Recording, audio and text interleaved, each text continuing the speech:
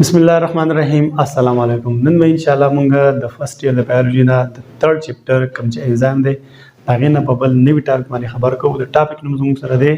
سټرکچر اف انزایم. د دې نه مخکې ما تاسو ته انزایم په اړه کې د کمپوزیشن په اړه کې خبره کړل چې انزایم جوړ چانه دی. زموږ سره چې ټوټل څومره انزایم دی انزایم هغه زموږ سره چانه جوړلی هغه د پروتین نه جوړلی خو واحد یو انزایم دی رایبوزایم چې دا رایبوزایم زموږ سره ده پروتین نه جوړ. د رایبوزایم زموږ سره مثال دی پیپټیډایل ټرانسفیریز. پیپټیډایل ټرانسفیریز زموږ سره یو انزایم دی او دا هغه انزایم دی چې کله زموږ سره مطلب یو امینو اسید د بل امینو اسید سره ملاوي د دې په منځ کې دا کوم بانډ جوړیږي دی بانډ ته موږ وایو پیپټایډ بانډ. نو دا پیپټیډایل ټرانسفیریز انزایم زموږ سره په دې پیپټایډ بانډ په جوړولو کې مدد ورکوي او دا پیپټیډایل ټرانسفیریز انزایم زموږ سره رایبوزایم دی. باقي چې څومره انزایم دی هغه زموږ سره پروتین نه جوړي. کلیر او پروتین اوس څه نه جوړي دا تاسو ته پته هغه زموږ سره ده امینو اسید نه جوړي. نو سپوز دا زموږ سره فرض کړئ یو انزایم دی. نو زما تاسو ته ویل چې انزایم د څه نه جوړي پروتین او پروتین نه چا نه جوړي. پروتین زموږ سره امینو اسید نه جوړي کنه هغه دا یو ګولدار زموږ سره څوک دی مطلب امینو اسید دی. دا پکې یو امینو اسید دی دیو مطلب هغه پولیپپټایډ چین جوړ کاوه. دا پولیپپټایډ او دا موري چې زموږ سره مطلب څومره انزایم دی دا انزایم ګلوبیولر سټرکچر جوړي. ګلوبیولر سټرکچر باندې ما تاسو پوهه کړئ. ګلوبیولر سټرکچر مطلب دا دی چې مطلب لکه فرض کړئ موږ وګت تار دی او دا تار چې تاسو تار او تار یو غوړ غوړ کې دي دې ته موږ ګول سټرکچر وایو کنه ګلوبیولر سټرکچر.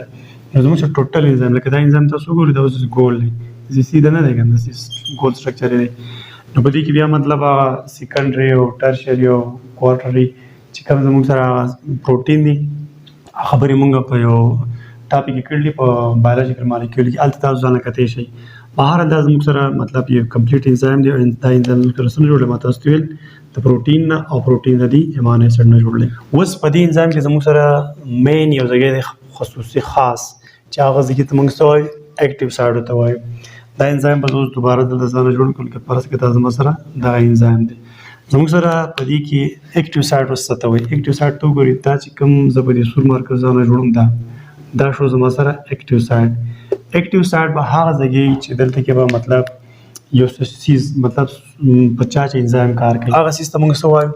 هغه سیستم موږ وایو سبستریټ. لکه فرض کړئ دا انزایم دی او دلته کې څه شی دی یا پروتین یا کاربوهایډریټ یا لیپټ یا هر څه شی دی دا شو زموږ سره سبستریټ. اوس په سبستریټ کې ځان پوهیږي سبستریټ به زموږ سره هغه مالیکول هغه سیز وي چې هغه به راځي او د دې انزایم دا زموږ سره انزایم دی د دې انزایم د دې اکټیو سایډ سره بل ځان اټیچ کی دا زموږ سره سبستریټ راغی. مطلب هر هغه سیز راغی چې اوس په یو مالیکول به یا به ماتي یا به روغی. موږ تاسو شاته مطلب په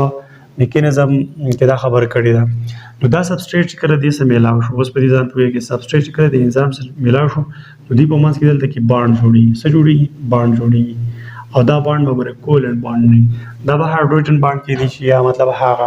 هایدروفوبیک چې کوم انټریکشن هغه کېدی شي دلته وارزي غونډه کې بیکار شان کمزور شان بانډ جوړ شي. چې کله دا بانډ د دې سبستریټ او د انزایم په منځ کې جوړ شو نو دې سیس اوس موږ سوای دي ته مطلب موږ نه انزایم یوز ویل شو نو ته سبستریټ ویل شو بلکې دې ته موږ ویل شو انزایم سبستریټ کمپلیکس. انزایم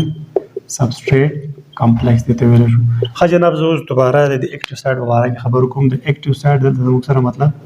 دوه حصې مزید نورې دي لکه دا زموږ سره اکټیو سایډ دی که نه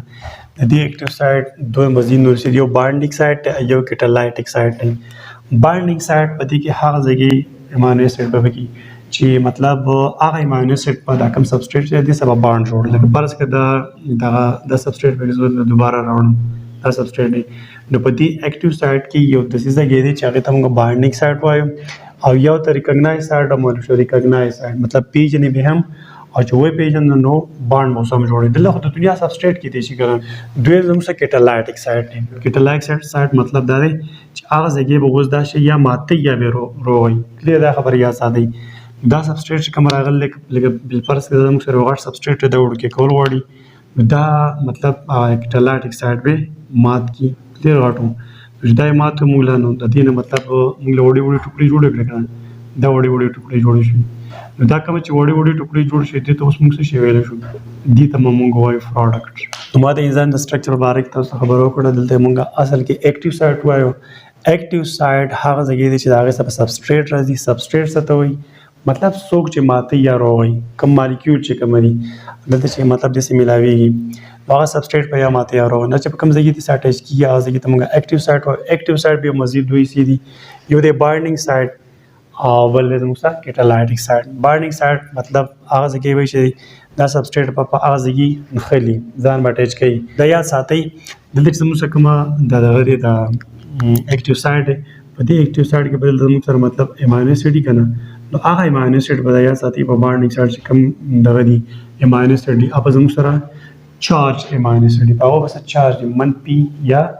پلس چارج به پی کپارس کې د پلس چارج په سبسټریټ په بیا سي نیگیټیو چارج به کنه چې نیگیټیو چارج په دې دی په پوزټیو دا براشي مطلب تاسو پته نیگیټیو پوزټیو بل ځانته راکاږي نو دلته کې به د دغه چارج مانو سره ډوځي نه دا سبسټریټ دی کومي کلاک شي وون خالي خو بیا موږ دا خبرو چې کله سبسټریټ د انزایم سغون خود دی چې په شریکه کم څه شي جوړي دي موږ انزایم سبسټریټ کمپلیکس ویل شو حول یو دا خبره ووري لکه پارس کې دا موږ انزایم دی ٹھیک ده او د دې انزایم سره بعض د انزایم چې هغه له مطلب